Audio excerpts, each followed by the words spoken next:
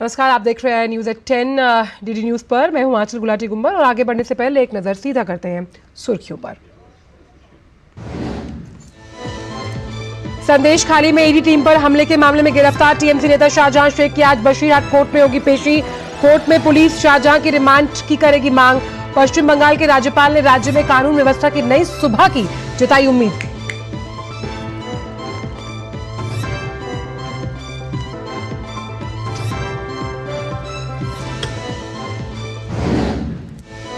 भारत और मॉरिशस के प्रधानमंत्री आज वीडियो कॉन्फ्रेंसिंग के माध्यम से मिलकर करेंगे मॉरिशस के अगलागा द्वीप की 6 सामुदायिक विकास परियोजनाओं का शुभारंभ। नई हवाई पट्टी और सेंट जेम्स जेट्टी का भी करेंगे उद्घाटन।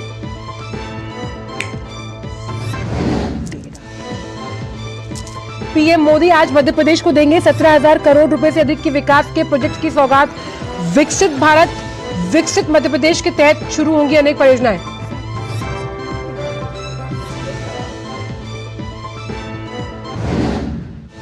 विश्व व्यापार संगठन की बैठक में केंद्रीय मंत्री पीयूष गोयल ने कहा कि संगठन में लिए गए सभी निर्णय में भारतीय किसानों और मछुआरों के हितों को मिले प्राथमिकता। भारत निष्पक्षता और न्याय के सिद्धांत पर कायम।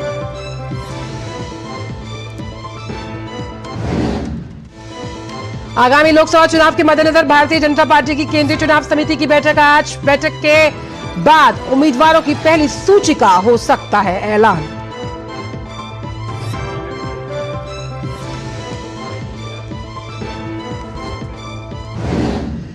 समाजवादी पार्टी के अध्यक्ष अखिलेश यादव सीबीआई के सामने नहीं होंगे पेश। अवैध खनन घोटाला मामले में बतौर गवाह दर्ज कराना था बयान।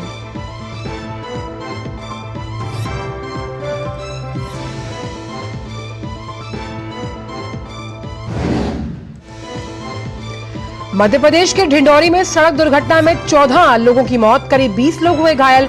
मुख्यमंत्री डॉक्टर मोहन यादव ने घटना पर जताया दुख। मृतकों के परिजनों को 4-4 लाख रुपए की मदद की घोषणा।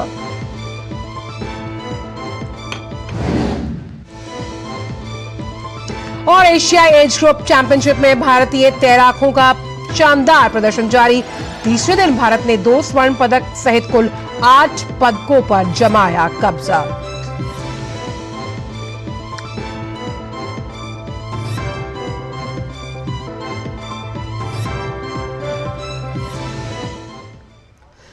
तो न्यूज 10 में शुरुआत करते हैं पश्चिम बंगाल से ही, जहां टीएमसी नेता और संदेश खाली कांड का मुख्य आरोपी शाहजहां शेख गिरफ्तार हो गया। गिरफ्तारी उत्तर 24 परगना के मिनाखा इलाके से हुई है। शाहजहां शेख ईडी पर हमले के बाद से करीब 55 दिनों से फरार था।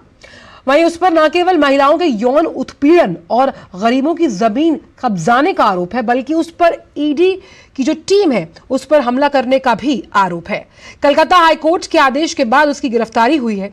जानकारी के मुताबिक पुलिस उसे लेकर सुबह करीब 5 बजे बशीरहाट में पुलिस लॉकअप में लेकर पहुंची। शाहजहां शेख को आज दोपहर 2 बजे बशीरहाट कोर्ट में पेश किया जाएगा। मिनाखा के एसडीपीओ अमीनुल इस्लाम खान ने जानकारी दी। बताया जा रहा है कि शाहजहां शेख मिनाखा में ही एक मछली फार्म के बीच गेस्ट हाउस में छुपा हुआ था। यहां से पुलिस ने उसकी गिरफ्तारी की। आपको बता दें कि मिनाखा उत्तर 24 परगना में ही आता है। शाहजहां शेख के पीछे राज्य के साथ साथ केंद्र की भी एजेंसियां पड़ी थी। बशीरहाट कोर्ट के बाहर सुरक्षा बढ़ाई गई है।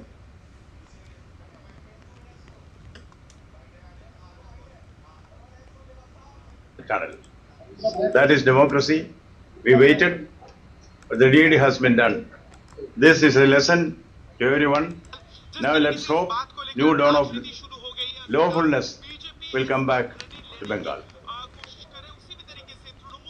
वहीं दक्षिण बंगाल के एडीजी सुप्रीतम सरकार ने टीएमसी नेता शेख शाहजहां की गिरफ्तारी पर कहा कि 5 जनवरी को ईडी की टीम पर हमले के आरोप में कल रात उसे मिनाखा से गिरफ्तार किया गया। उन्होंने यह भी कहा कि कोर्ट के स्टे ऑर्डर के कारण उसकी गिरफ्तारी नहीं हो पा रही थी। अब आज उसे बशीरहाट कोर्ट में पेश किया जाएगा और रिमांड लेने की कोशिश भी होगी। Sheikh Shahjahan, one of the principal accused in a case which happened on 5th January 2024, where ED officers were assaulted during the course of a raid they were conducting in Najet police area. We have arrested Sheikh Shahjahan yesterday night from Minaka Peace area. We have forwarded Sheikh Shahjahan to the Bashirhat court. He'll be placed before the magistrate. We'll ask for police remand. There was a stay on certain cases, and particularly in this case also, in which he has been arrested. ED had applied to the Honorable High Court seeking for a stay in investigation, and that prayer was granted by the Honorable High Court. So we had legal compulsions to arrest him in that particular case. But a couple of days back, the Honorable High Court made it amply clear that there is no bar on arrest. Following that instruction, over the last 2 days, we have been holding raids. And yesterday night, on the basis of secret source information, like I mentioned, let me reiterate, we have arrested Sheikh Shahjahan from Menaka Pace area, and he has been forwarded to the court. और वही संदेश खाली मामले में शेख शाहजहां की गिरफ्तारी पर बंगाल भाजपा ममता सरकार पर हमलावर है। भाजपा अध्यक्ष सुगांता मजूमदार ने कहा कि आज बीजेपी और संदेश खाली की महिलाओं के आंदोलन की वजह से सरकार और ममता बनर्जी जो है वो शाहजहां शेख की गिरफ्तारी के लिए बाध्य हुई है। आइए आपको सुनवाते हैं। भारतीय जनता पार्टी की लगातार आंदोलन की वजह से ये सरकार बाध्य हुई शेख शाहजहां को गिरफ्तार करने के। पहले से तो ये सरकार डिनायल मोड में था, एक्सेप्ट ही नहीं कर रहा था कि ऐसा कुछ हुआ है। तो हमने पहले से ही बोला था, मैंने पहले से ही बोला था कि सरकार को बाध्य करेंगे, घुटने पे ले आएंगे कि शेख शाहजहां को गिरफ्तार करने के लिए ये बाध्य हो जाएगी। आज हमारी आंदोलन की वजह से, भारतीय जनता पार्टी के आंदोलन की वजह से और संदेश खाली की माता बहनों की आंदोलन की वजह से सरकार बाध्य हुई है, ममता बनर्जी बाध्य हुई है शेख शाहजहां को गिरफ्तार करने के लिए।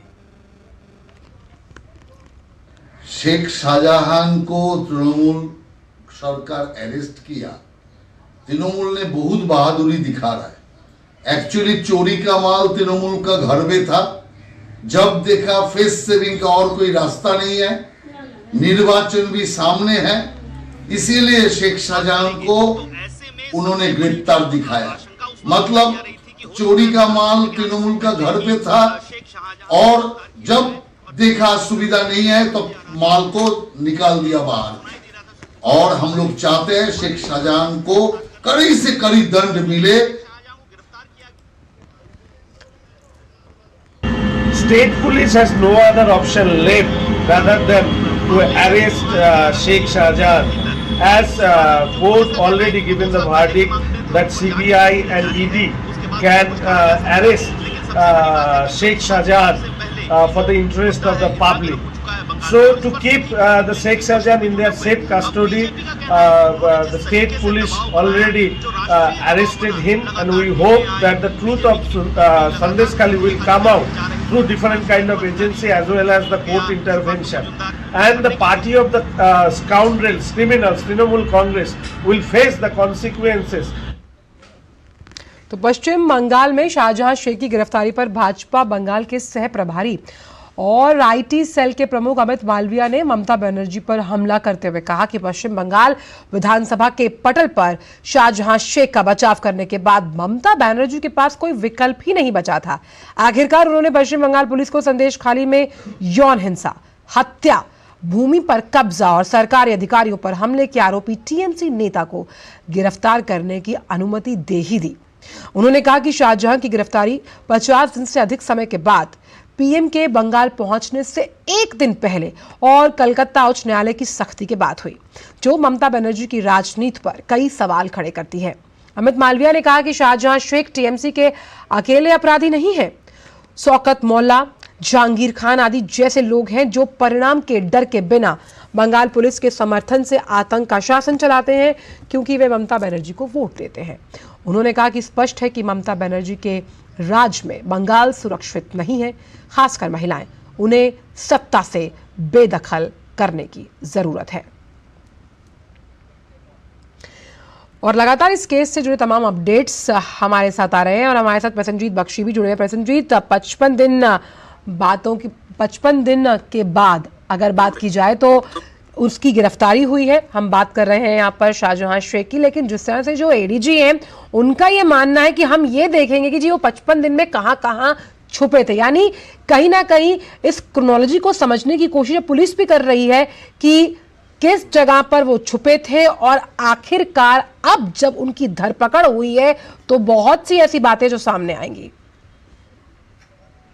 देखिए, पहले तो आंचल हम दो बातें कह दें। एक तो है कि ये मेरा समझ में ये नहीं आता कि कोई अगर सत्ते पे बैठ जाता है, कोई राजनेता या कोई अफसर आपका चेयर मिल जाता है, उनके बाद ये क्यों ये समझने लगता है कि दुनिया में सब लोग बेवकूफ है और वही लोग समझते हैं सब कुछ। डिकोड करिए आज की जो पुलिस ऑफिसर है उनकी जो स्टेटमेंट है, उसको डिकोड करिए। उन्होंने क्या कहा, क्यों शेख शाहजहां को गिरफ्तार किया गया? 5 जनवरी को ईडी के टीम के ऊपर जो हमला हुआ था उस केस में, मतलब पिछले 20 दिनों में ये जो महिलाओं की दर्द है, इसको पहले ये पुलिस ऑफिसर ने नकार दिया। मैं आंचल शायद आपको समझा पा रहा हूं कि आप थोड़ी देर पहले हम लोग जब बात कर रहे थे कि ये जो इसमें हर्ष उल्लास की कोई जगह नहीं है। पहली कोशिश है पुलिस का कि किस तरह से इस महिलाओं की जो दर्द है उस दर्द को दरकिनार करके इस शेख शाहजहां को बचाया जाए, एक मामूली सा ईडी के ऊपर अटैक करने के मामले पर। क्या कहा इसने बंगला में, वो शायद यहाँ पे हमारे अंग्रेजी बाइट में नहीं है, बंगला में उन्होंने कहा कि जो महिलाओं ने आरोप लगा रही है वो 2-3 साल पुराना है। जी, कानून के हिसाब से ये जो अगर क्राइम हैपेंड 2-3 इयर्स बैक, तो इस सवाल उठा सकते हैं जो सरकारी वकील है कि आप ये 2-3 साल में क्या कर रही थी।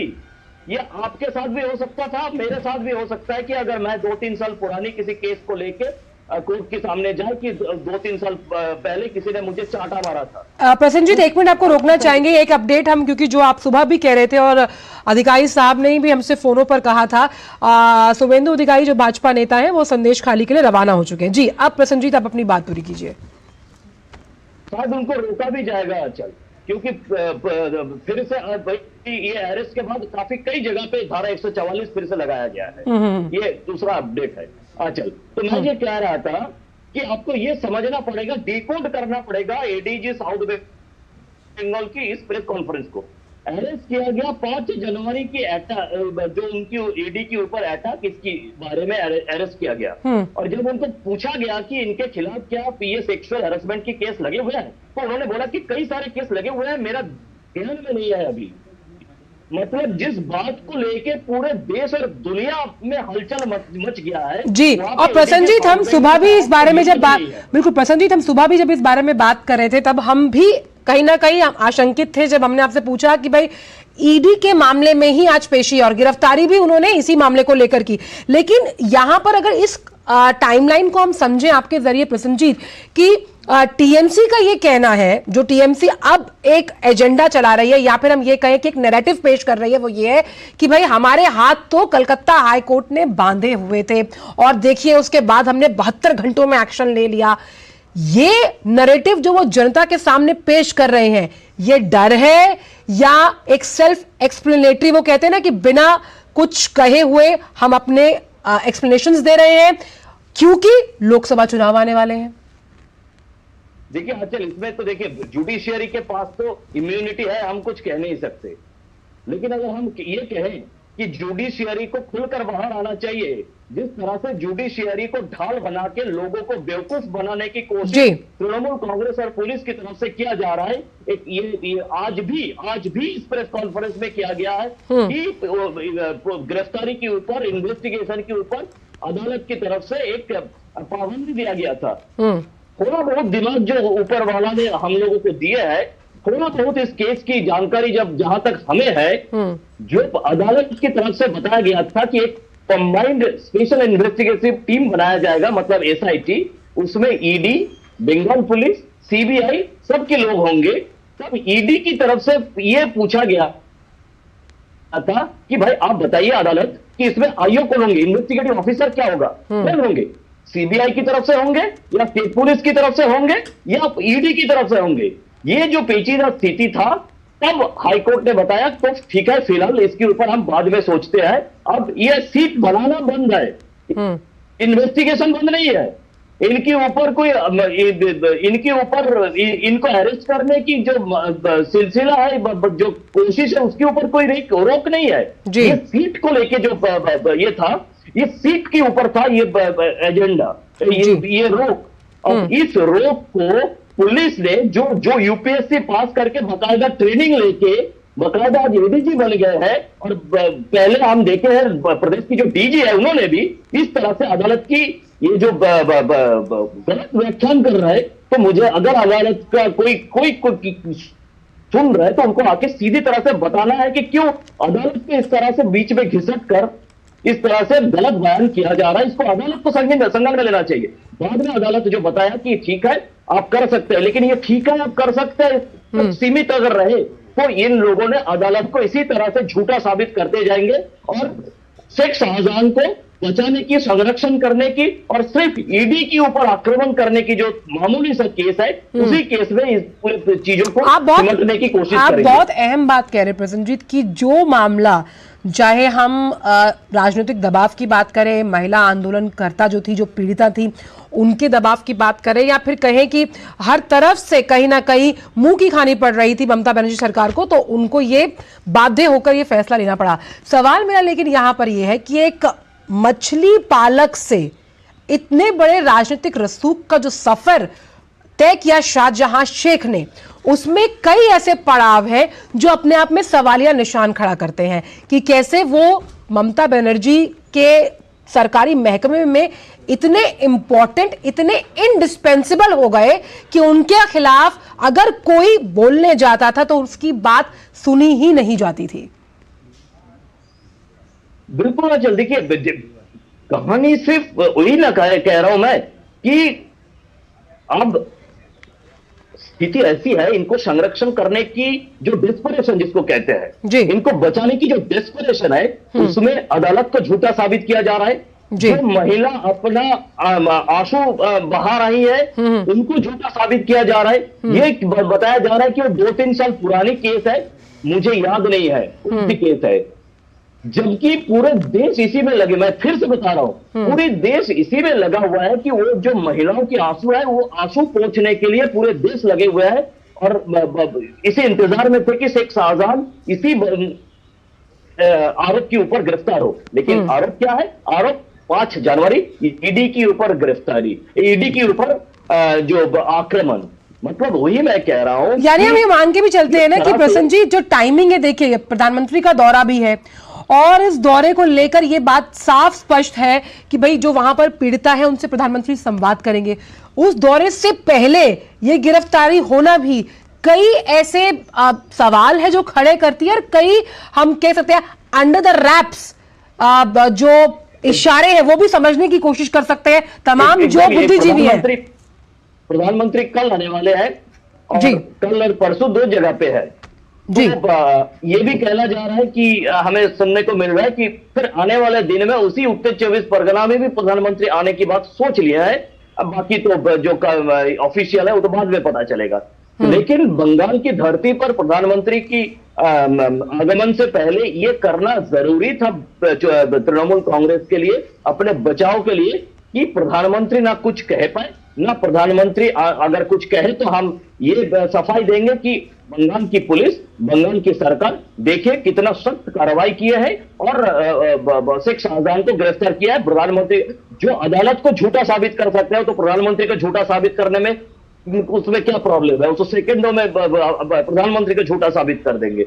लेकिन फिर भी वो बेवकूफ समझते हैं बंगाल के लोगों को, वो बेवकूफ समझते हैं देश के लोगों को। और अगर फिर से मैं बता रहा हूं, अगर क्रोनोलॉजी को हम देखें और आज की एडीजी साहब की प्रेस कॉन्फ्रेंस को देखें और इसको सुनने के बाद अगर डिकोड करें तो तृणमूल कांग्रेस और पुलिस इन लोगों की जो एक डेस्परेशन है शेख शाहजहां को फिर आज भी बचाने का, मतलब मेरा ये कहने का मतलब है ये शेख शाहजहां किस तरह से 70-25 की परसेंटेज के हिसाब से तृणमूल कांग्रेस की फंडिंग करते हैं ये मुझे मालूम नहीं है। मुझे मालूम नहीं है कि इस फंडिंग में शेख शाहजहां की क्या भूमिका है।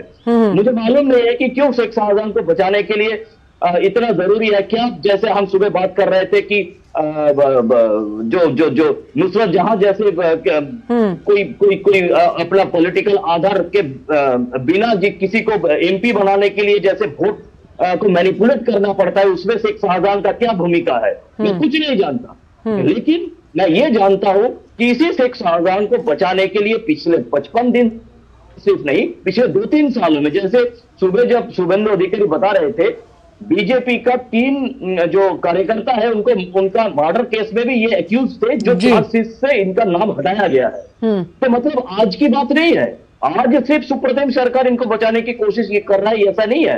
ये पिछले कई सालों से इनको बचाने की कोशिश कर रहा है, और पिछले कई सालों से इनका कारतूत लोगों को पता था। लेकिन जब किसी के मर्डर केस से चार्जशीट में इनका नाम हटाया जाएगा, तो इन बेचारा महिलाओं करेगा क्या? इसमें ये भी समझना होगा कि जिस ईडी में जिस तरह से ईडी अधिकारियों पर हमला किया गया, उस आरोप में इनकी गिरफ्तारी की बात की जा रही है, लेकिन हमें यह भी समझना होगा यहाँ पर कि जिस पीडीएस मामले को लेकर इन पे कई आरोप हैं, हम उत्पीड़न की बात कर रहे हैं, उसमें ज्योतिप्रिय मलिक का भी नाम है, जिसके वो करीबी हैं।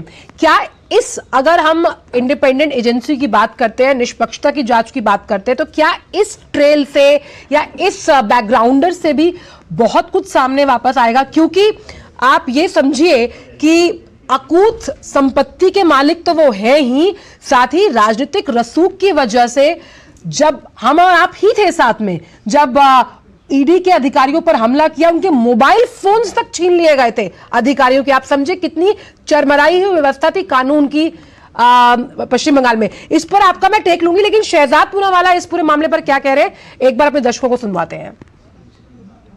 The TMC government and police gloating about. They should not be saying that they have finally arrested Shahjahan.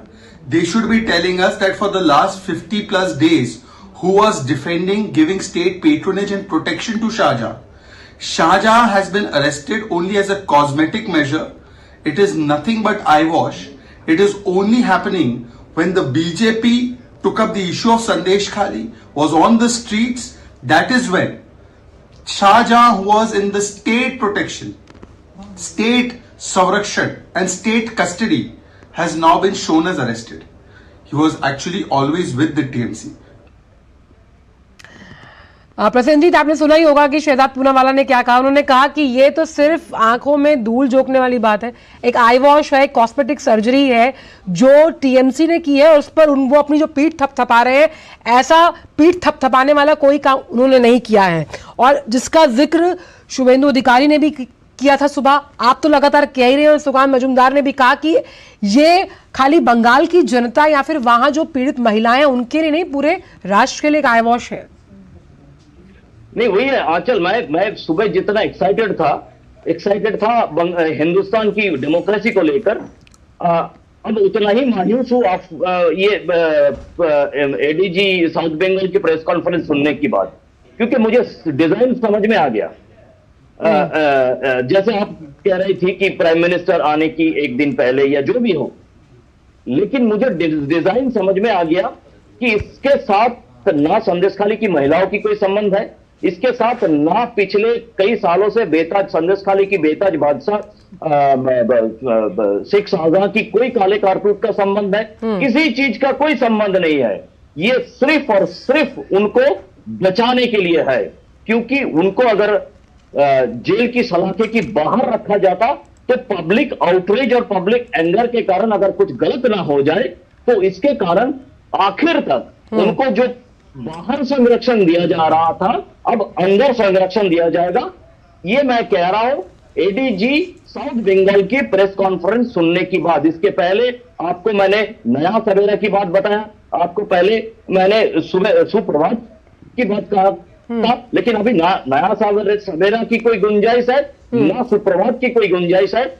मैं ऊपर से बताऊंगा कि संदेश खाली की महिलाओं को फिर आने वाले दिनों में आशंका करने की स्थिति में वो लोग पहुंच गए हैं कि अब तो ये शेख शाहजहां अरेस्ट हो गया बोल के उनका बाकी जो शागिर्द है, बाकी जो प्रशासन और शासन है, वो तो उनको तो खुला छूट मिल जाएगा संदेश खाली में। तो शाहजहां गिरफ्तार हो गया, लेकिन किस मामले में गिरफ्तार हुआ, क्या हुआ है, जो आरोप इतने दिन से लग रहा था उसका क्या हुआ?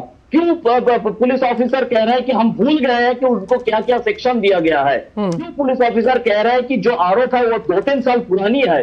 क्यों? क्योंकि ये भी एक मैं कहूंगा कि रचाया हुआ एजेंडा है। तो काफी दुख के साथ मुझे कहना पड़ रहा है कि एक पत्रकार होने की नाते मुझे तो ऐसा लग रहा है प्रसन्नजीत, क्योंकि आप तो वहां मौजूद रहे होंगे, बड़ी आनन फानन में ये प्रेस कॉन्फ्रेंस की गई है, शायद अपना होमवर्क भी एडीजी ठीक से नहीं कर पाए और इसीलिए आप उनके मार्क्स काट रहे हैं और आपने उनकी गलती पकड़ ली। खैर, लेकिन लगातार जो वो इस प्रेस कॉन्फ्रेंस के जरिए बताना चाह रहे थे कि भाई हमने पूरा ऑपरेशन चलाया है एक तरीके से उन्हें पकड़ने के लिए और हम ये जानने की कोशिश करेंगे कि भाई इतने दिन तक वो कहाँ फरार रहे और कहाँ वो छुपे थे। इस पूरे बयान में आप इसको किस तरह से लेते हैं कि भाई इससे वो भ्रमित करने की तो कोशिश कर ही रहे हैं, लेकिन ताकि जो मेन मुद्दा है उससे भटक जाए ध्यान? ये जो आपने आखिरी में कहा, ये मेन मुद्दा से भटक जाना, अब ये साबित करना कि देखो आपका मांग था कि शेख शाहजहां को गिरफ्तार करना, हमने गिरफ्तार कर लिया, बाकी आरोप क्या है क्या नहीं, ये मत पूछो हमसे, ये मत पूछो हमसे, पहली बात। दूसरी बात है कि हमारे जो पत्रकार साथी लोग सुबह 6 बजे संदेशखाली पहुंच के रात को 12 बजे अपना जान हथेली पे लेकर पिछले इतने दिनों तक काम कर रहे हैं, वो क्या इतना बेवकूफ है, वो क्या इतना अंधा है कि पुलिस इतना कार्रवाई की है वहां पे इनको पकड़ने के लिए?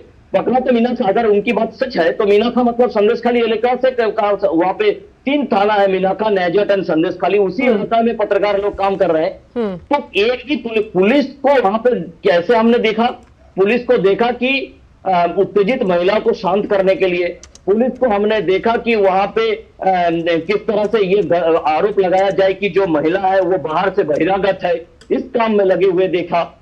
ये सब काम में देखा, हम रेड में नहीं देखा, हम कार्रवाई में नहीं देखा, हमसे अब ये जिनको आप तस्वीर में दिखा रहे हो, इनको ये मालूम है कि जो गलत, जो कोर्ट ने एक बात उठाया था कि किसी के खिलाफ कोई एफआईआर और क्यों, जो इसका एक कानूनी कुछ हुआ था, उसमें उन्होंने कहा कि उनका फोन टावर लोकेट करके हमने बताया, पता कर लिया, ये कर लिया। लेकिन प्रसन्नजीत वो कह रहे हैं कि भाई आज कोर्ट में अगर पेशी है तो हम रिमांड मांगने की भी कोशिश करेंगे, तो अब ये तो करना ही पड़ेगा, ये तो मिनिमम कानूनी ये है, क्योंकि इसके पहले इसके पहले मीडिया को उन्होंने फंसाया था इस रिमांड की चक्कर में। आपको याद है कुछ दिन पहले उत्तम सरदार, इन्हीं का शागिर्द, उनको कोर्ट ने रिहा कर दिया था, जमानत दे दिया था।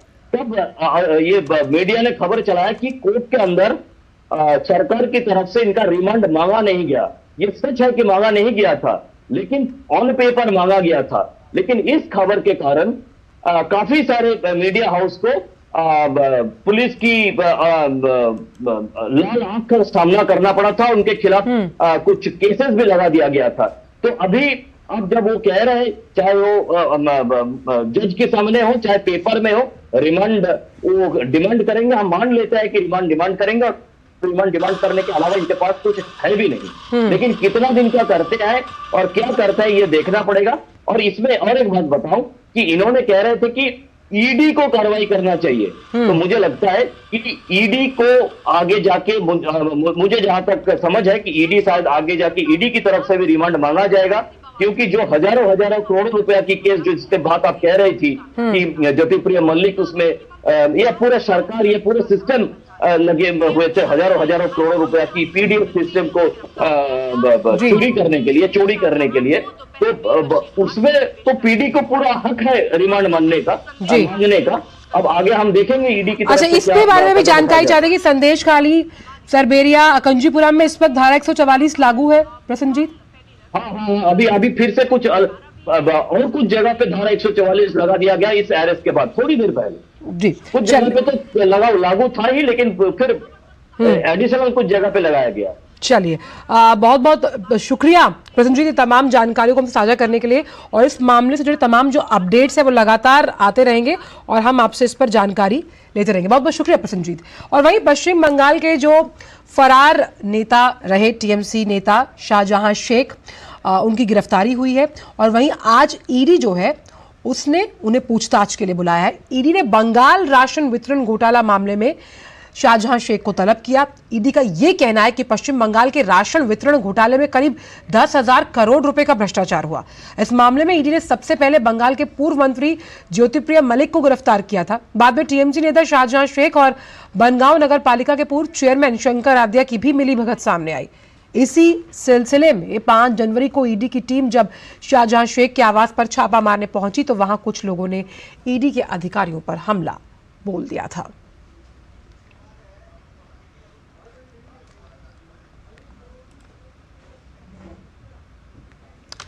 पश्चिम बंगाल के खेल मंत्री अरूप बिस्वास को चिटफंड मामले में ईडी ने पूछताछ के लिए तलब किया। ईडी ने अरूप बिस्वास को अल्केमिस्ट चिटफंड मामले में पेश होने के लिए कहा है। अरूप बिस्वास को ईडी ने आज अपने दिल्ली स्थित कार्यालय में बुलाया। सूत्रों के मुताबिक बिस्वास ने ईडी कार्यालय को एक पत्र भेजकर मांग की है कि उन्होंने अपने अधिकारियों के सामने पेश होने के लिए कुछ समय दिया जाए।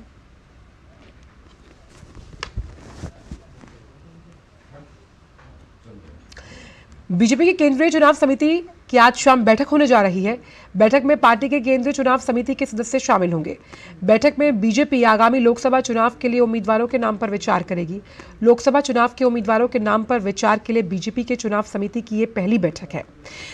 पार्टी के कई राज्यों में प्रदेश चुनाव समिति की बैठक में उम्मीदवारों के नाम पर पहले ही मंथन हो चुका है। माना जा रहा है कि आज की बैठक के बाद बीजेपी जल्द ही कई राज्यों में लोकसभा उम्मीदवारों के नाम का ऐलान कर सकती है। और शैलेंद्र मिश्र इस पूरी बड़ी खबर पर जुड़ गए हमारे साथ। शैलेंद्र, बीजेपी केंद्रीय चुनाव की आज बैठक होनी है। लोकसभा चुनाव के प्रत्याशियों के नाम पर विचार के लिए ये पहली बैठक है। क्या रहेगा और अन्य एजेंडा?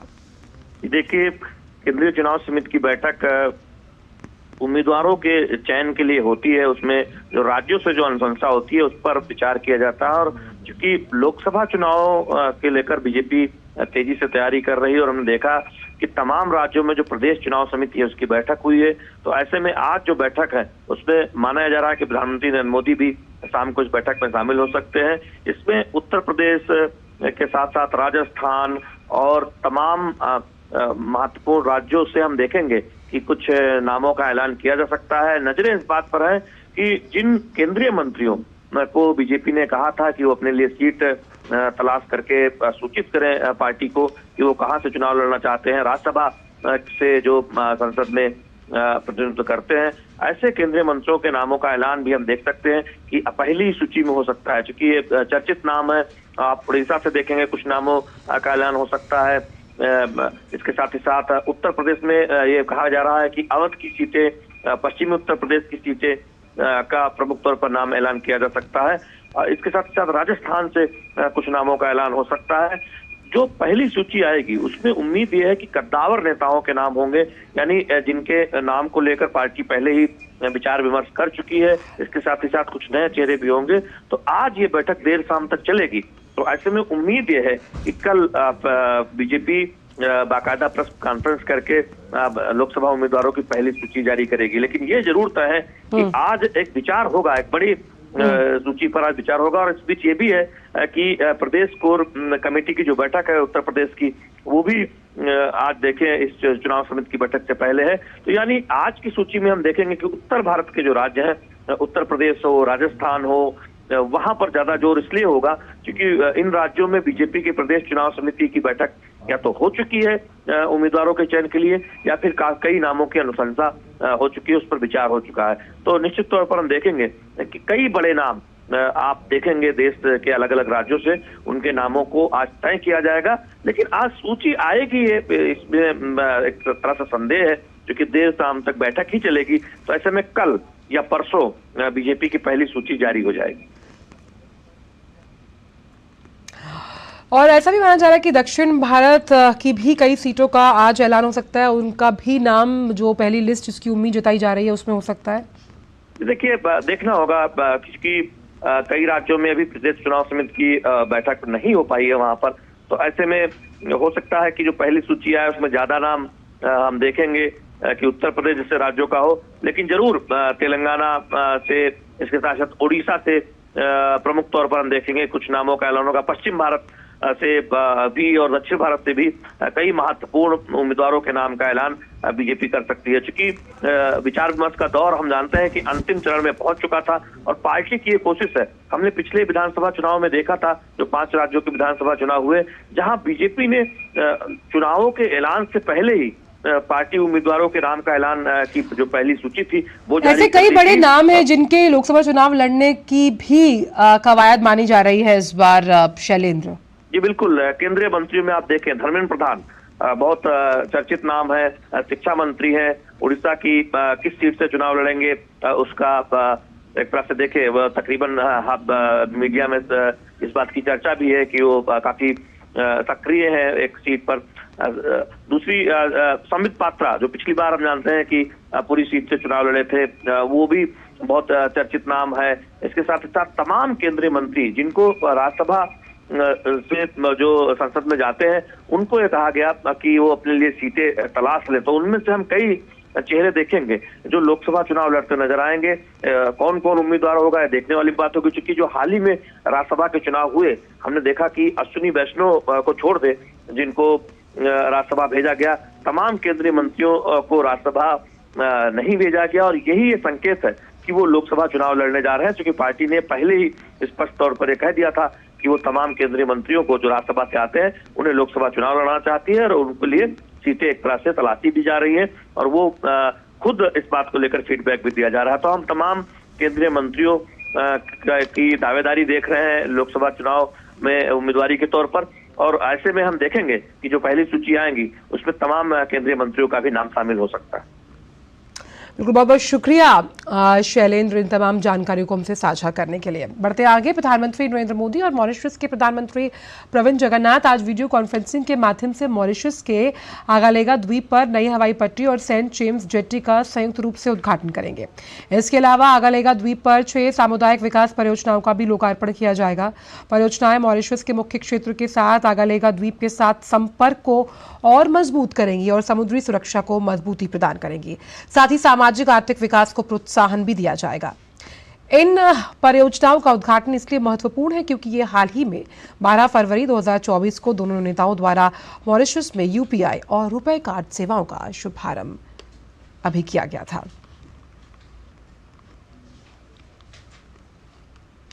प्रधानमंत्री नरेंद्र मोदी आज वीडियो कॉन्फ्रेंसिंग के माध्यम से विकसित भारत विकसित मध्य प्रदेश कार्यक्रम को संबोधित करेंगे। इस कार्यक्रम के दौरान प्रधानमंत्री मध्य प्रदेश में 17,500 करोड़ रुपए से अधिक की कई विकास परियोजनाओं की आधारशिला रखेंगे और राष्ट्र को समर्पित करेंगे। इन परियोजनाओं में सिंचाई, बिजली, सड़क, रेल, जल आपूर्ति, कोयला, उद्योग सहित कई महत्वपूर्ण क्षेत्र शामिल हैं। प्रधानमंत्री मध्य प्रदेश में साइबर तहसील परियोजना का भी शुभारंभ करेंगे। प्रधानमंत्री मध्य प्रदेश में 5,500 करोड़ रुपए से ज्यादा की सिंचाई परियोजनाओं का शिलान्यास करेंगे।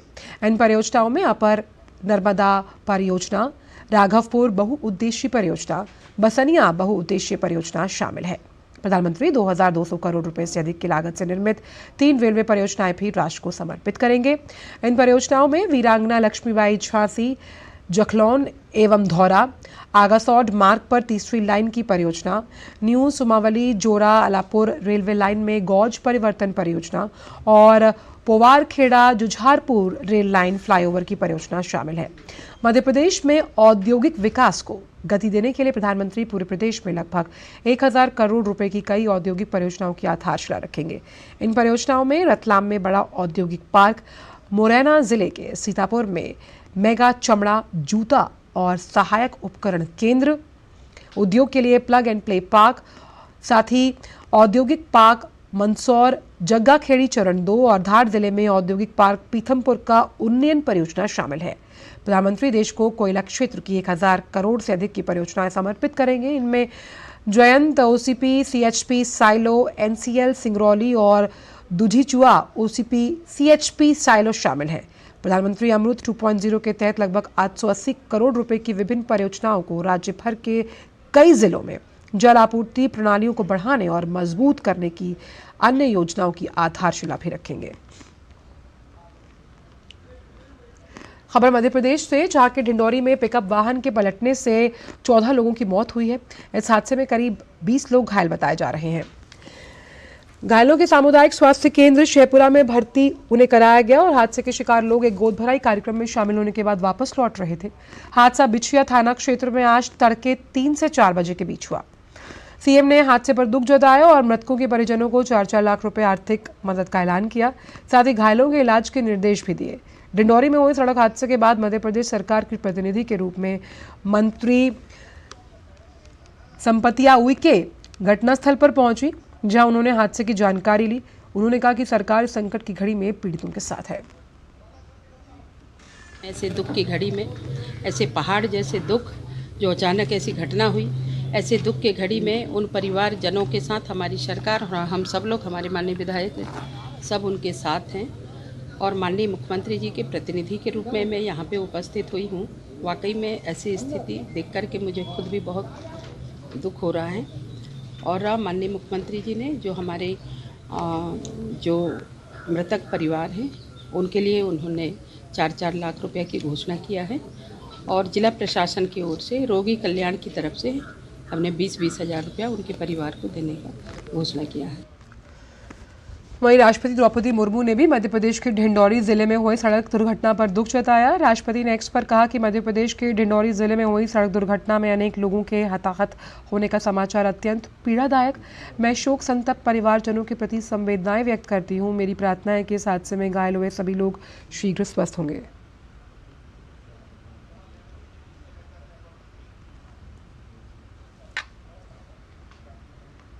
उपराष्ट्रपति जगदीप धनखड़ ने मध्य प्रदेश के ढिंडौरी सड़क हादसे में लोगों की मौत पर दुख व्यक्त किया। उपराष्ट्रपति ने एक्स पर कहा कि मध्य प्रदेश के ढिंडौरी जिले के बड़झर घाट पर हुए दुखद हादसे में लोगों की मौत से अत्यंत दुख है। मैं घायलों के शीघ्र स्वस्थ होने की प्रार्थना करता हूं और इस कठिन समय में उन्हें हिम्मत और सहयोग मिले। प्रधानमंत्री ने मध्य प्रदेश के ढिंडौरी सड़क हादसे में लोगों की मौत पर दुख व्यक्त किया। कहा कि उनकी संवेदनाएं शोकाकुल परिवारजनों के साथ हैं। ईश्वर उन्हें इस कठिन समय में संबल प्रदान करे और इसके साथ ही सभी घायल लोगों के जल्द स्वस्थ होने की कामना प्रधानमंत्री ने की।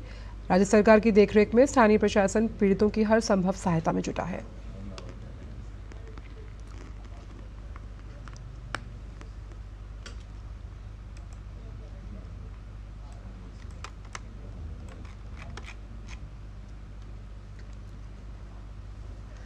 आबुधाबी में विश्व व्यापार संगठन के 13वें मंत्री स्तरीय सम्मेलन में वाणिज्य मंत्री पीयूष गोयल ने निष्पक्ष और न्याय सम्मत सिद्धांतों के प्रति भारत की प्रतिबद्धता दोहराई। उन्होंने कहा कि विश्व व्यापार संगठन में लिए गए सभी निर्णय में भारतीय किसानों और मछुआरों के सर्वोत्तम हितों को प्राथमिकता मिलनी चाहिए। उन्होंने सतत विकास लक्ष्यों के अनुरूप गरीबी उन्मूलन, जीवन की गुणवत्ता बढ़ाने और सभी भारतीयों के जीवन सुगमता में सुधार लाने के लिए जो तमाम निर्णय हैं उनकी आवश्यकता को रेखांकित किया। पीयूष गोयल ने कहा कि विश्व व्यापार संगठन के निर्णय भारत के अमृतकाल में मजबूत और तेज विकास को बढ़ावा देने के लक्ष्य में प्रेरक होने चाहिए। उन्होंने कहा कि 22 देशों ने WTO सदस्यता के लिए आवेदन किया। भारत ग्लोबल साउथ के नेता के रूप में उनकी आवाज के रूप में उनका समर्थन करेगा। साथ ही उन्होंने कहा कि भारत की मांग है कि अपीलीय निकाय को बहाल किया जाए, जिससे WTO के प्रस्ताव अगर पूरे ना हो तो निकाय के समक्ष अपनी बात रखी जाए। India stands on strong principles of fair play, justice, and wants to ensure that all decisions taken at the WTO are keeping in mind the best interests of India's farmers, India's fisher folk, and ensures that our work towards meeting the sustainable development goals, strong and speedy growth in our Amrit Kal.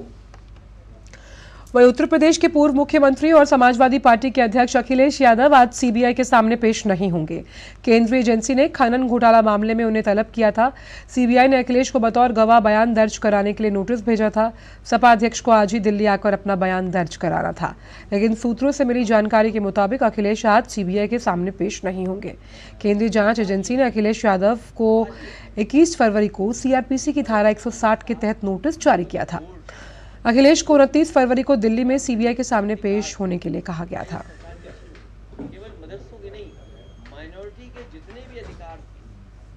चुनाव आयोग का दल उत्तर प्रदेश में आज से लोकसभा की चुनाव तैयारियों की समीक्षा करेगा।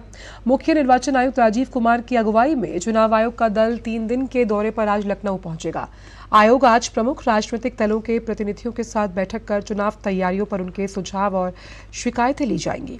चुनाव आयोग इसके बाद प्रदेश के मुख्य निर्वाचन अधिकारी नवदीप रिणवा, पुलिस के नोडल अधिकारियों, केंद्रीय सुरक्षा बलों के नोडल अधिकारियों के साथ चर्चा करेगा। चुनाव आयोग कल यानी 1 मार्च को प्रदेश के अलग अलग मंडलों के अधिकारियों के साथ समीक्षा करने वाला है। 2 मार्च को योजना भवन में सुबह 9:30 बजे से ईडी, आयकर, आबकारी, नारकोटिक्स, जीएसटी आदि से अधिकारियों के साथ चुनाव आयोग चर्चा करेगा। दोपहर में मुख्य सचिव और पुलिस महानिदेशक के साथ भी बैठक होगी।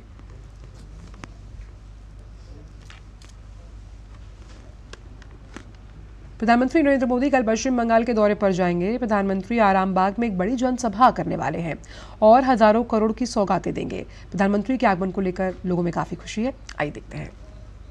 देखिए, मोदी जी तो इधर युवा का इधर रहता है। मोदी जी तो नाम अलग ही होता है और मोदी जी युवा के लिए इतना काम कर रहे हैं। पूरा इंडिया जितना युवा है सब एक ही तो चाहता है मोदी जी आए, अपना अपना इलाका में आइए। तो हम लोग का इतना मांग था आरामबाग में आई है, मैं बता नहीं सकता। मैं ही युवा हूँ, मैं देश के लिए मैं मोदी जी के लिए समर्थन। और पश्चिम बंगाल के गवर्नर साहब इस वक्त कुछ कह रहे हैं, आइए सुनते हैं। We have to wait in democracy, in democratic governance. We have to wait for justice to be done. Justice delayed, of course, is difficult for us to bear, but justice is done. A few days have been lost, which is deplorable. That now it is not the time for a blame game. If any lapses have taken place from government or any other authorities, we have still time to look into that, dissect it, and come at our own decision. Now what is required is a concerted action to see that this kind of things do not happen in future. Action has to be taken against a particular culprit who was apprehended, and also others who are in the open. They should be brought out. Action should be taken. This is a requirement for peace and harmony in society. People of Bengal deserve to live in peace. That has been denied to them. That should not be the case. That is where action has to be taken. My suggestion as governor is for all the youngsters, treat it as an occasion to surrender. They can voluntarily surrender. Otherwise, preventive action has to be taken. We should not allow lawbreakers to take the law in their hands, and this kind of intimidation, particularly on women, cannot be tolerated in a civilized society like Bengal.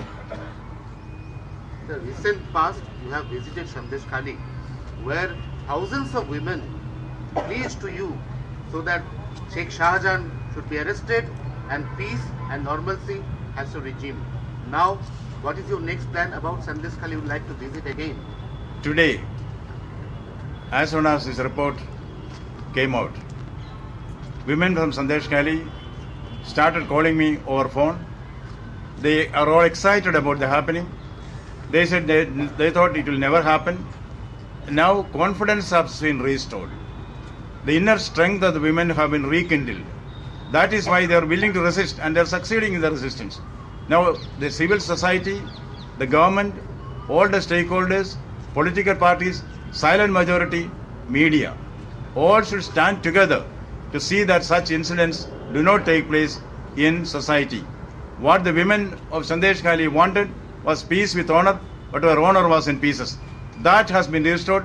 We should now build on this plus point. Like Sandesh Khali and in particular case of Sheikh Shahjahan, you have put a deadline. Now in other cases, there are so many other allegations come from various parts of Bengal. Will you put pressure by setting a guideline or deadline? See, as governor, I do not issue any ultimatum to the elected government. My concept is that the governor's duty is to facilitate the elected government to do its duty, not to put roadblocks. I have been observing this, I will follow that. Now, certain imperfections are there in delaying the arrest, of course. We will look into that. But other cases, that is where I am very particular. This is only an eye-opener.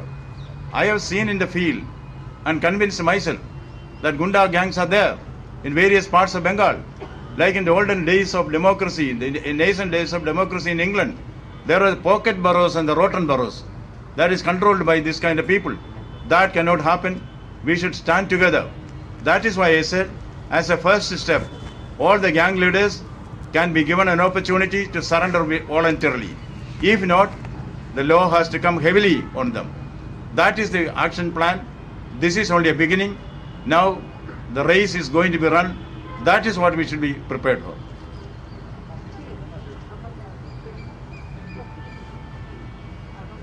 Sir, but in several occasions we have seen when there has been violence or anything else, you have visited the place, but then every time your visit has been questioned. So as in Sandesh Khali's issue as well. How do you react to that? I thank those who question me. That will also encourage me for introspection. Because nobody is perfect. We all make mistakes. It is very good that you feel there is an eye on you. So I welcome such question. Criticism is always good because it enables you for self-criticism. And the critics hold a mirror before you. I thank them very much. I expect and welcome more questions. Thank you. Thank you. तो आप सुन रहे थे पश्चिम बंगाल के governor CV Bose को। उन्होंने साफ तौर पर कहा कि अब जो तमाम गैंगस्टर हैं वो खुद से सरेंडर करें। एक नई तरह की कानून व्यवस्था की सुबह हुई है और जो पश्चिम बंगाल के लोग हैं उन्हें शांति के साथ रहने का पूरा हक है। और जिस कानून व्यवस्था की वो बात कर रहे हैं, उन्होंने कहा कि इसी कानून व्यवस्था के तहत ही राज्य को आगे चलना चाहिए। बढ़ते आगे तो पश्चिम बंगाल की बात करते हैं, जहां सिलीगुड़ी में भारतीय सेना की पूर्वी कमांड ने एंटी टैंक गाइडेड मिसाइल का सफल परीक्षण तीस्ता फील्ड फायरिंग रेंज में किया। इस परीक्षण की जो त्रिशक्ति कोर है उसकी अगुवाई में से किया गया है। वन मिसाइल वन टैंक के लक्ष्य को हासिल करने के उद्देश्य से 260 से अधिक मिसाइलें दागी गईं और इस परीक्षण के दौरान त्रिशक्ति कोर की जेओसी की भूमिका भी वहां पर नजर आई, वो मौजूद रहे।